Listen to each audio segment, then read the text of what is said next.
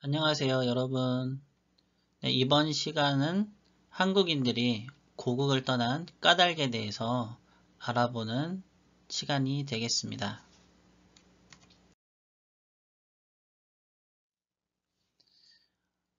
여러분, 경술국치라는 말을 먼저 알고 시작해야 될 것 같습니다. 경술국치는 경술련에 일어난 나라의 치욕이란 겁니다. 1910년 8월 29일에 있었던 일인데요. 여기 여러분도 화면을 보면 지금 선생님이 표시한 부분, 이 부분입니다. 우리 대한제국의 국권이 피탈된 날이 바로 경술국치일입니다. 과정을 보면 우리가 배웠던 1905년엔 을사늑약을 통해서 대한제국의 외교권을 일본에 빼앗겼고요. 그리고 1907년에는 군대를 일본에 의해서 해산되게 됩니다. 그리고 경찰도 일본에게 넘어가게 되고요. 1909년에는 사법권마저 일제에게 빼앗깁니다. 그리고 1910년 8월 29일에 우리가 주권이라고 부르죠. 국권을 일본에게 빼앗기게 되죠. 1910년 이전까지는 을사늑약 이후로 통감부를 설치해서 통감이 우리 대한제국의 내정에 간섭을 했고요. 경술국치 이후에는 총독부를 설치하여 이 조선 총독부가 대한제국을 통치했습니다. 여러분들 사진 3장이 있는데요. 첫 번째 가장 왼쪽에 있는 사진은 여러분들 을사늑약 배울 때 봤던 그림입니다. 그리고 가운데 있는 사진은 우리 대한제국의 군대가 해산된 모습입니다. 여기 지금 무기들이 이렇게 지금 바닥에 나뒹굴고 있고요. 여기 지금 벽에 쭉 서 있는 군인들은 일본군들입니다. 그리고 지금 일장기가 나부끼고 있는데 바로 여기가 어디입니까? 경복궁의 근정전입니다. 근정전은 조선시대 때부터 왕이 나랏일을 돌보던 곳이었죠. 그곳에 바로 일장기가 지금 걸려 있는 모습입니다. 아주 슬픈 사진이죠. 네, 여러분. 총독부 건물입니다. 이 건물은 1926년 1월 4일날 완공이 돼서 그때부터 사용되었고요. 그러면 그 이전에 총독부 건물은 지금 서울의 남산에 있었다고 합니다. 지금 여러분들 잘 보면 사진을 보면 이게 지금 광화문입니다. 광화문은 경복궁의 정문이죠. 그러면 지금 이게 여기 있는 게 총독부 건물인데요. 요 뒤에 있는 바로 요 건물이 근정전이에요.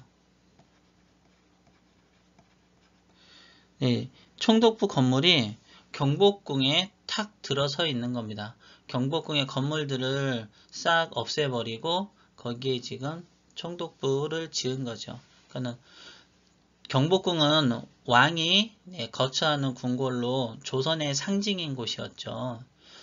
그곳을 허물고 조선을 식민 지배를 하는 통치기구를 지었다는 것은 일제가 어떠한 짓을 했는지 여러분들 아마 상상이 될 겁니다. 자, 지금 오른쪽에 있는 사진은 현재의 경복궁의 모습입니다. 여기에 있던 총독부 건물이 사라졌지요. 1995년 8월 15일 날 우리 민족 정계를 되살린다고 하는 목적으로 총독부 건물을 해체했습니다. 그리고 지금 경복궁을 복원하는 일을 계속 해오고 있습니다. 지금 여기 보이는 게 여러분들 근정전이에요. 여기 근정전을 왕이 일하는 곳을 총독부가 가리고 있었죠. 지금은 잘 보입니다. 그리고 지금 여기 있는 파란색 지붕 보입니까? 지금 대한민국의 대통령이 살고 일하는 곳인 청와대입니다. 자, 그럼 조선 총독부에서 우리 민족을 어떻게 탄압을 했었는지 알아보도록 하겠습니다. 먼저 제목을 보면 무단통치라고 되어 있죠. 네, 무력으로 우리 민족을 통치하고 억압했던 것입니다. 조선 총독부는 1910년부터 45년 우리가 해방될 때까지 우리 대한민국을 식민 통치했던 기관이고요. 초대 총독은 데라우치라고 하는데 육군입니다. 군인이었습니다. 군인을 보내가지고 식민 통치를 했던 거예요. 그러니 얼마나 강압적으로 했겠습니까? 이 조선 총독부는 입법, 법을 만들고요. 사법, 법을 집행하고요. 행정 및 군대 통수권을 장악하고 그 다음에 민족운동 탄압 그리고 수탈을 총지휘한 최고의 식민지배 통치기구였습니다. 그리고 조선 총독부에서는 헌병경찰제를 실시했는데요. 경찰이 아니고요. 헌병은 군인입니다. 이 헌병을 경찰의 역할을 주었던 거예요. 원래 헌병은 여러분들 군사경찰이라고 해서 군인들이 범죄를 저질렀을 때 군인을 상대로 경찰의 역할을 하는 건데요. 이 헌병이 일반 경찰의 역할을 한 겁니다. 그래서 무자비하게 우리 국민의 독립운동 등을 탄압했습니다. 그리고 조선 태영령이라는 것을 실시했는데요. 태영령이라는 것은 여러분들 곤장이라고 들어본 적 있죠? 옛날 이렇게 조선시대 같은 드라마를 보면은 죄 지은 사람은 이렇게 형틀에 묶어놓고 엉덩이를 매로 때리는 거 있잖아요. 그걸 태영이라고 하는데 이게 우리 갑오개혁 때 없어졌어요. 그런데 이때 다시 1911년에 이 태영을 다시 법으로 만듭니다. 일제가요. 그리고 누구한테만 적용하냐면 한국인한테만 적용을 해요. 그리고 또 문제는 뭐냐면 재판을 받지 않고 그냥 경찰이 한국인이면 이 태영을 집행할 권리를 줘버립니다. 즉시 하는 거죠. 지금 아래쪽에 있는 사진 태영 모습인데요. 여기 지금 형틀에 지금 묶여있는 사람은 우리 한국인입니다. 바지를 벗기고 엉덩이를 드러낸 채 회초리 같은 걸로 이렇게 때렸다고 합니다. 얼마나 인격을 무시하고 그 다음에 수치심을 느끼게 하는 건지 알겠죠. 그리고 재판도 없이 바로 그 자리에서 경찰이 집행할 수 있었다고 하니까 이거는 정말 말도 안 되는 거죠. 그리고 또 하나 정치활동을 금지를 시켰습니다. 우리 민족의 정치활동 및 신문의 발행을 금지시켜서요. 우리 한국인들의 입을 틀어 막은 거죠. 그리고 또 하나 학교에서 교사들이 제복과 칼을 착용을 했어요. 그래서 공부를 할 때 강압적인 분위기를 만들려고 했던 건데요. 지금 오른쪽에 사진이 보면은 이 앞쪽에 있는 이 하얀 막대기들이요. 그냥 막대기가 아니고 칼입니다. 칼. 그리고 군인들처럼 모자를 쓰고 제복을 입었죠. 이 앞줄에 계신 분들이 선생님들이에요. 그리고 이렇게 뒤에 서 있는 쭉 사람들이 학생입니다. 여러분들 상상이 됩니까 이게? 자, 어쨌든 일제는 이렇게 강제적이고 폭력적이고 억압적인 수단을 사용해서 우리 민족을 탄압했었습니다. 자, 또 경제수탈도 했는데요. 토지조사 사업이라는 명목으로 토지를 가진 사람은 소유권을 인정받기 위해서는 누가 주인이며 그 땅의 가격은 얼마고 땅의 모양과 크기 등을 정해진 양식대로 정해진 날짜까지 신고를 하게 했습니다. 그래야 소유권을 인정해 주겠다. 그 말은 신고를 하지 않으면 소유권을 인정하지 않겠다라는 거죠. 그래서 이때도 사람들이 이런 걸 정확하게 잘 몰랐겠죠. 우리나라 사람들이.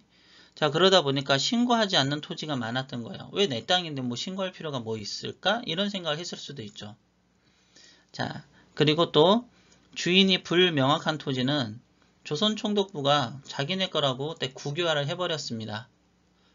그래서 자기들이 잘 가지고 있었으면 문제가 더 큰 문제가 생기진 않았겠죠. 하지만 더 큰 문제가 생깁니다. 어떻게 해서 더 큰 문제가 생기냐면 일본인들한테 헐값에 이거를 팔아버려요. 자, 그렇게 되자 많은 농민들은 토지를 잃고요. 소작농이 되게 되죠. 일본인들에게 비싼 토지 사용료를 내고 농사를 지어야 합니다. 그러니까 얼마나 힘들었겠습니까? 그래서 이렇게 생활이 어려워진 농민들이 만주나 연해주 등으로 이주를 하게 됩니다. 지금 사진 위쪽에 나와 있는 사진은 이 동양척식 주식회사라는 거고요. 이 토지조사 사업을 통해서 신고되지 않은 토지나 또는 원래 조선 왕실이 가지고 있던 땅, 또 주인의 불명확한 땅들은 이 동양척식 주식회사를 통해서 일본인들한테 싸게 넘겼던 겁니다. 그러니까 이 동양척식 주식회사는 우리 민족에게 있어서는 아주 못된 회사였습니다. 그래서 나석주 같은 분이 이 동양척식 주식회사에 폭탄을 투척하는 의거를 하기도 합니다. 그리고 아래쪽 그림은 우리 교과서에 나와 있는 그림이죠. 지금 일본 사람들이 토지를 측량하고 있어요. 카메라 같은 걸로 토지를 측량하고 있고요. 그 다음에 계속 농사를 지으려면 사용료를 내라. 그리고 조사 결과 이 땅은 당신 땅이 아닌 것으로 확인됐으니까 나가라. 이런 말도 안 되는 것을 하고 있죠. 그래서 지금 우리 백성들은 울고 흐느끼고 슬퍼하고 화를 내고 있습니다.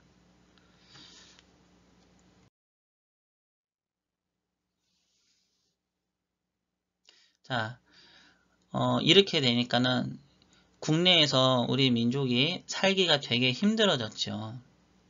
그래서 해외로 이주를 하게 됩니다. 자, 먼저 가까운 곳인 간도 지역으로 이주를 하는데 지금 서간도의 용정이라는 마을에 사진이 나와 있습니다. 자, 그리고 러시아의 지역인 연해주, 여기에 이제 신안촌이라고 하는 새로운 한인 마을이 생겼다라는 뜻이죠. 그리고 미주 지역은 여러분들 미국을 이야기하는 거고요.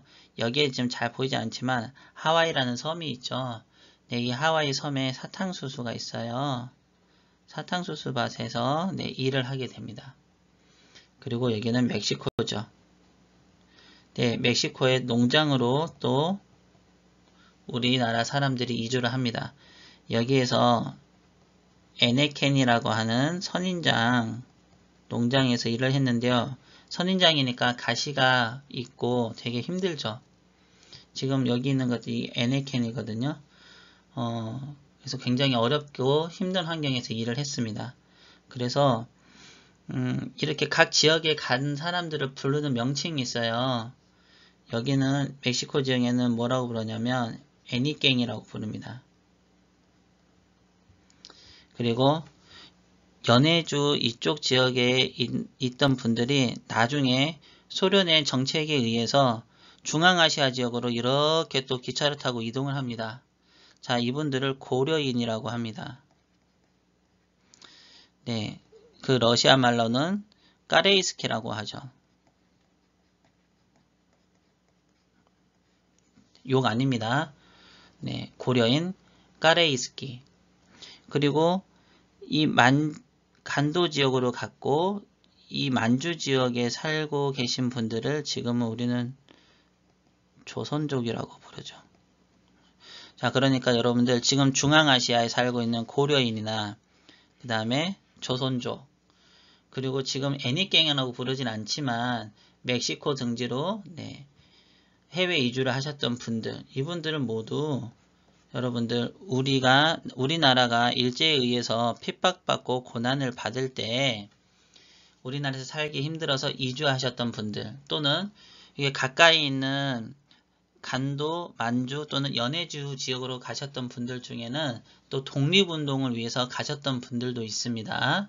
그래서 이런 분들이 독립운동을 하기 위해서 노력을 했다는 것, 또 해외에 이주를 하신 분들이 또 독립운동 자금을 모아서 보냅니다.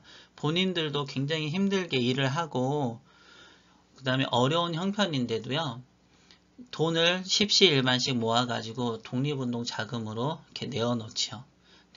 이런 분들의 노력을 잊으면 안 될 것 같습니다.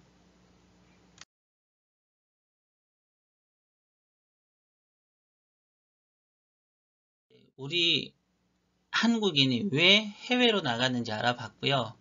그러면 지금부터는 국외로 떠난 우리 민족의 독립운동에 대해서는 안창호 선생님과 그 다음에 이회영 선생님 두 분을 중심으로 해서 알아보도록 하겠습니다. 안창호 선생님은 1878년 11월 9일 날 태어나셔서 1938년 3월 10일 날 순국하셨습니다. 애국개몽 활동을 하고 독립운동에 일생을 바친 독립운동가셨고요. 직업을 물으면 독립운동가라고 대답을 하셨다라고 합니다. 1897년에 독립협회에 가입을 하고요. 점진학교를 설립합니다. 우리나라 사람이 세운 최초의 학교라고 하고요. 남녀공학이었다고 합니다. 그리고 1903년에 미국 샌프란시스코로 유학을 가시는데요. 거기서 오랫동안 지내시다가 1907년에 다시 대한민국으로 돌아오시게 됩니다. 그래서 신민회를 조직하고요. 평양에 대성학교를 설립합니다. 벌써 학교를 2개나 만드셨죠.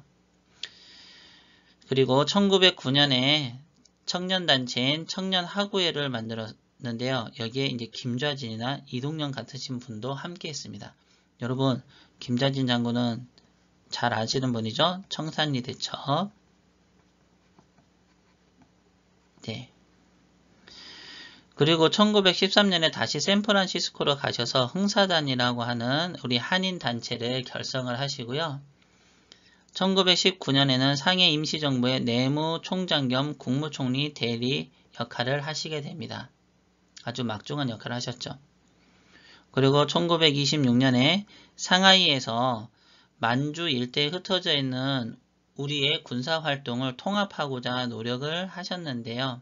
결과는 좋지 않았다고 합니다. 그리고 1932년에 윤봉길 의사의 폭탄 투척 사건으로 감옥에 갔다 오시고요. 그리고 바로 출소하시고 얼마 안 있다가 또 우양 동호회 사건으로 인해서 일본 경찰에 체포돼서요. 모진 고문을 당하고 건강이 안 좋아져서 병보속으로 풀려나시는데 이듬해 순국을 하시게 됩니다. 여러분들 이 순국하셨을 때 안창호 선생님의 모습입니다. 여기 보면 한자로 안창호라고 쓰여 있죠. 자, 지금 오른쪽에 있는 사진과 감옥에 있을 때 찍으신 사진을 비교해 보면은 얼마나 힘든 일을 당하셨는지 알 수 있을 것 같습니다.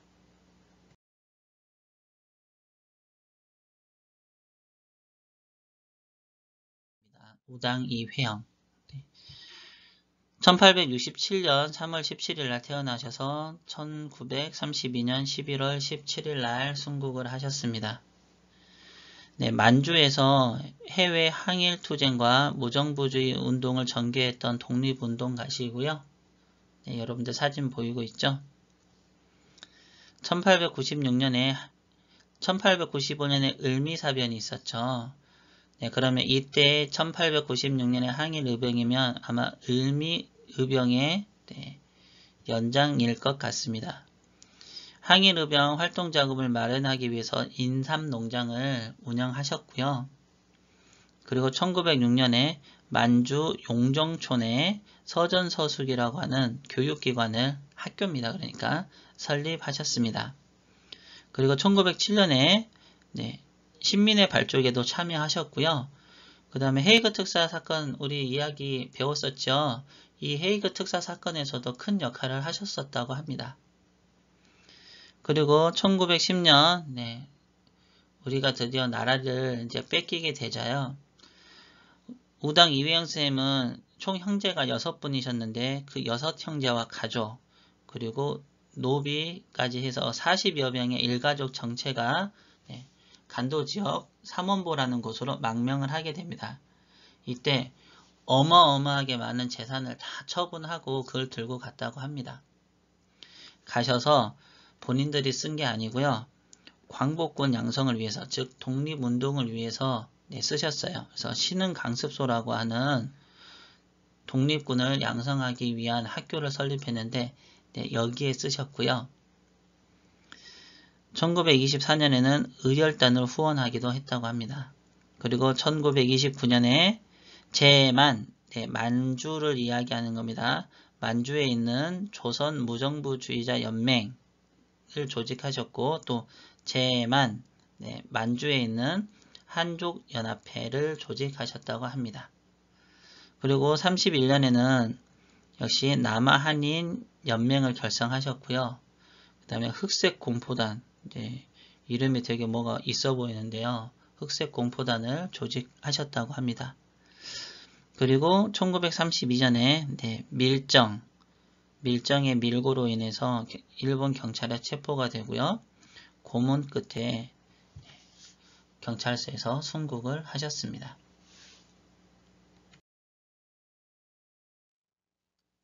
그러면 이회영 선생님이 신흥강습소, 나중에 이름이 신흥무관학교로 바뀌었는데요.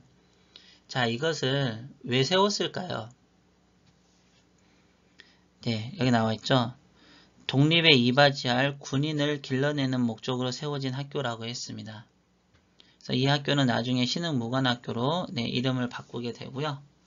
여기서 무엇을 배웠냐면은 네, 군사교육, 네, 군인을 길러낸다고 했으니까 군사교육을 당연히 했겠죠. 여기에 우리의 역사와 국어, 우리의 역사와 국어는 네, 지금 한국에서는 일본 때문에 배우지 못하는 거죠.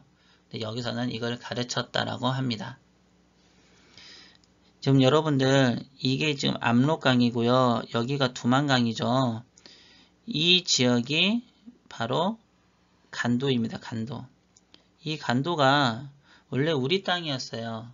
그런데 1909년에 청나라하고요. 일본이 청나라한테 여기를 줘버립니다. 그리고 청나라한테 뭔가를 또 받아내요. 이거를 우리의 허락 없이 자기들끼리 해버렸습니다. 이걸 간도협약이라고 하는데요. 이 간도협약 때 이제 간도를 완전히 우리가 잃어버린 거죠. 좀 안타깝습니다. 자, 신흥각습소는 1911년에 만들어졌고요. 1913년에 신흥중학교라고 이름을 바꿨다가요. 1919년에 신흥무관학교로 이름을 바꾸게 됩니다. 네, 지금 우리 책에 나와 있는 신흥무관학교로 바꾼 거는 1919년이에요. 그런데 불과 1년 뒤에 폐교가 됩니다. 2100여 명의 독립군이 양성이 됐고요. 주요 인물로는 김원봉, 이범석 장군, 나석주, 김자진 장군, 지청천 장군 등이 있습니다. 네, 이분들은 학생들은 아니었고요. 교관들이었어요. 네, 가르치는 분들이었다는 뜻입니다.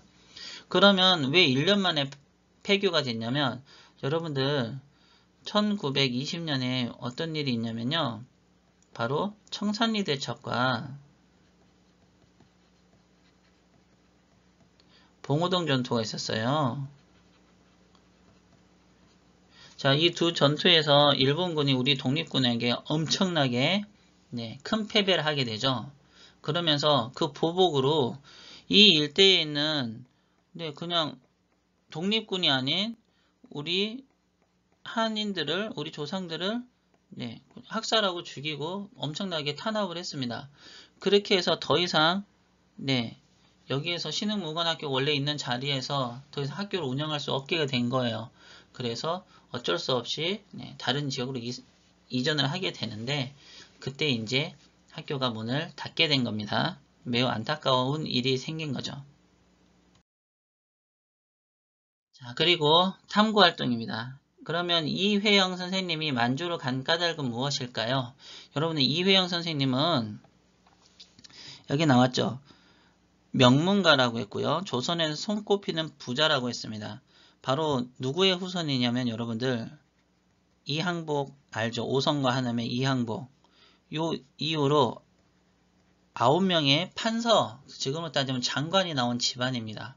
그래서 대대로 이렇게 명문 집안이었고 그리고 굉장한 부자였어요. 그런데 이런 것들을 다 포기하고 대한제국을 떠나 고향을 떠나서 간도로 가신 거죠. 그럼 왜 갔을까요? 자, 읽어보겠습니다. 이회영 선생님이 형제들을 모아놓고 이렇게 이야기했다고 합니다. 우리 형제가 대의가 있는 곳에서 죽을지언정 외적 밑에서 노예가 되어 생명을 구하려 한다면 이는 짐승과 같다. 일본 사람 밑에서는 우리는 살 수 없다라고 한 거죠. 근데 이때 대부분의 양반들은 어떻게 했냐면요. 일본의 귀족이 되었습니다. 네, 조선 왕실도 우리가 경술국치로 국권이 빼앗기면서 조선 왕실의 왕족은 일본의 천황의 귀족으로 이렇게 편입이 되거든요. 그러면서 자연스럽게 양반들도 이렇게 넘어간 거예요. 하지만 이회영 선생님 일가는 절대 그러지 않았었죠. 자, 그래서 어떻게 하셨냐? 이회영과 5 형제들, 그 가족들은 막대한 재산을 처분하고 고향을 떠나 한국과 가까운 만주 지역으로 갔다. 그곳에서 이회영은 여러 독립운동가들과 함께 신흥강습소를 세웠다. 신흥무관학교는 일제의 탄압으로 폐교될 때까지 2000여 명의 졸업생을 배출했고 이들은 민족의 독립을 위해 많은 노력을 했다. 가 되어 있습니다. 자, 그리고 이회영 선생님의 부인께서 쓰신 서간도 시종기라고 하는 책의 일부입니다. 지난 1, 2년간은 그럭저럭 동료들이 사업비와 생활비를 보내주었지만 3, 4년 후에는 한 푼도 보내주는 이가 없었다. 외놈들의 세력이 점점 커지니 우리를 보살펴주는 사람이 없었다. 그때는 정말 뵙기 딱하고 가여웠다. 너무 가난해서 한 달 중 15일은 밥을 짓지 못했고 15일 동안 아예 밥을 할 수가 없었대요. 잘해야 한 끼만 먹었다. 노인, 이회영 선생님입니다. 어찌 견디리요. 지금도 생각하면 가슴이 아픈 일이다. 네. 이회영 선생님이 돌아가시고 난 다음에 그 부인께서 이렇게 자서전 형식으로 이렇게 쓴 글입니다. 자, 그러면 3개의 질문이 있는데 여러분들 3개의 질문에 답을 한번 해보도록 하세요. 자, 영상을 멈추고 한 다음에 다 한 친구들은 영상을 다시 플레이하면 됩니다. 영상을 멈추세요. 네, 다 했습니까? 자, 이회영 선생님이 고향을 떠나 만주로 간 까닭은 나와있죠. 독립운동을 하기 위해서입니다. 또는 일본의 밑에서는 살 수 없기 때문에 라고 해도 괜찮을 것 같습니다. 자, 그리고 이회영 선생님이 신흥강습소를 세운 이유는 독립운동을 이끌 인재를 양성하기 위해서 또는 독립군을 양성하기 위해서가 되겠죠. 자, 이회영 선생님은 독립운동을 하면서 어떤 어려움을 겪었을까요? 지금 이 수기를 보면 추위와 배고픔 등을 참아내야 했습니다. 그리고 항상 일본군들을 피해서 살아야 하는 그런 어려움들도 있었겠죠. 자, 여러분들 지금까지 왜 우리 한국인이 고국을 떠났고 또 해외에서 어떻게 독립운동을 했었는지 안창호 선생님과 이회영 선생님을 중심으로 해서 알아보았습니다. 다음 시간에는 3.1운동의 원인과 과정 그리고 결과에 대해서 알아보도록 하겠습니다. 여러분들 수고 많이 했습니다.